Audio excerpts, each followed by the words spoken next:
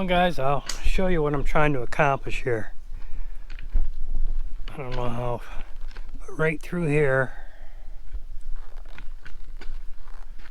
all the way up to, I don't know, maybe where that little tree pops up.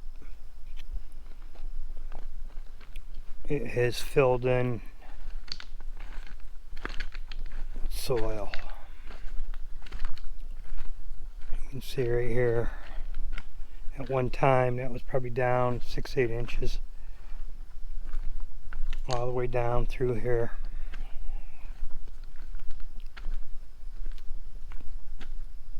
And you can, right here, you can see years ago, a couple years ago, Griffin and I piled up stones there and there. And it's filled in there. What was happening is, I don't know, I guess you could probably make it out way above the tractor there, probably that clearing where the sun's popping through is the road. And they dump, we're on the downside of the road. What they're doing is dumping all the water onto the neighbor's property. Well, what happened is over in there, it's obviously over the years changed course and was dumping here. So we were getting all the runoff from the road. So I fouled that over, I don't know, last year, a year ago, 2 years ago. And I cleared it up. But unfortunately, I thought I cleared it up. But unfortunately, all I did is change where the water was coming from. Now it dumps, well, it dumps somewhere in here. So, but generally the ditch is pretty good from here down. But up there, I gotta devise a way of getting that cleaned out. I think what I'll switch is to the, I'll use the rear blade as opposed to that box blade. See if I can't get in there a little better. The problem with the box blade, it cuts so sharp, it has a tendency of getting, you get bogged down. Then originally I wasn't going to recrown the road, but I think I will, because you can see all the stone I cleared out of the ditch over there.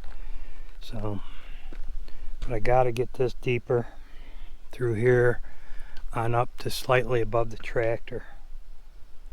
So, if you watch videos, guys tell you the right way to ditch a road, the right way to do this. I don't know if there's any right way. I think it all depends on your soil. What we have here is, well, I don't even know how much topsoil we have, but you can see down there, it's clay, and it's very rocky soil. So, when I bought the tractor years ago, my wife told me to buy the backhoe attachment, and it was like $8 grand, so I didn't want to spend the money.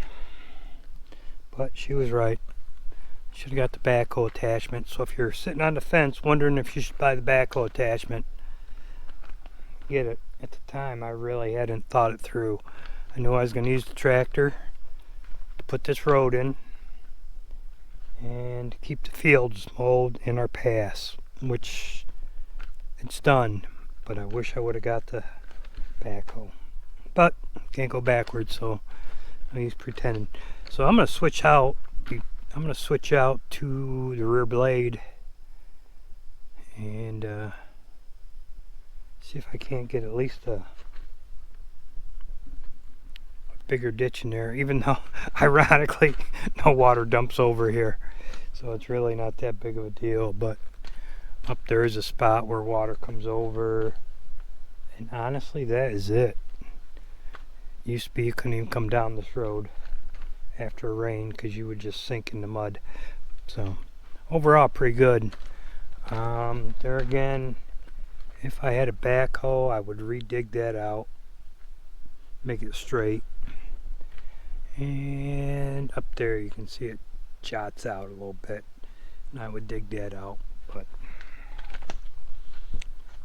I'm going to switch to the rear blade and then I'll probably switch back to the box blade, smooth everything out. See what we get accomplished. So I'm gonna go ahead and get that switched out. Well guys, got that on. Should probably put my ramps up, but I'm not going to angle that at first. I'm just going to use the tilt of the tractor in there. As you can tell, it's, I don't know what the degrees are, but it does adjust. I probably will adjust the angle so all the stuff comes back into the roadside.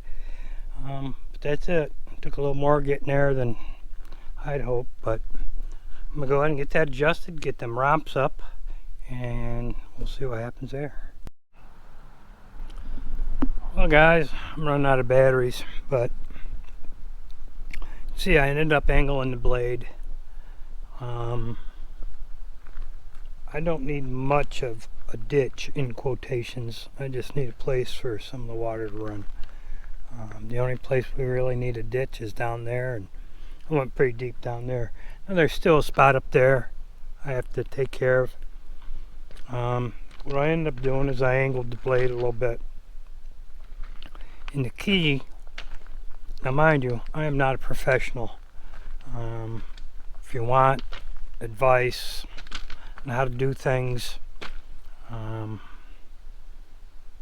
there's a few channels out there that I think know what they're doing. Some guys are full of crap.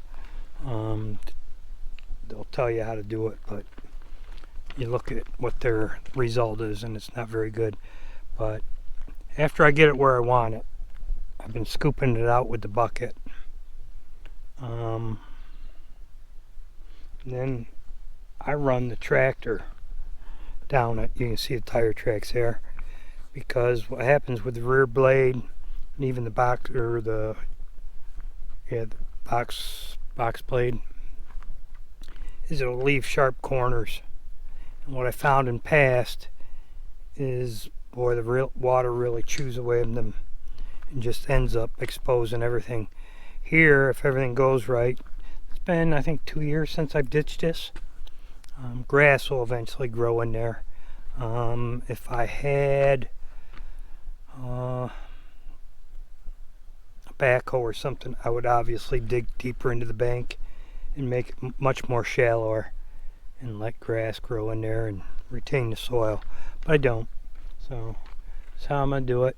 I got one more spot up there I want to dig a little better, but I'm running out of battery. So guys, appreciate you stopping in, checking things out.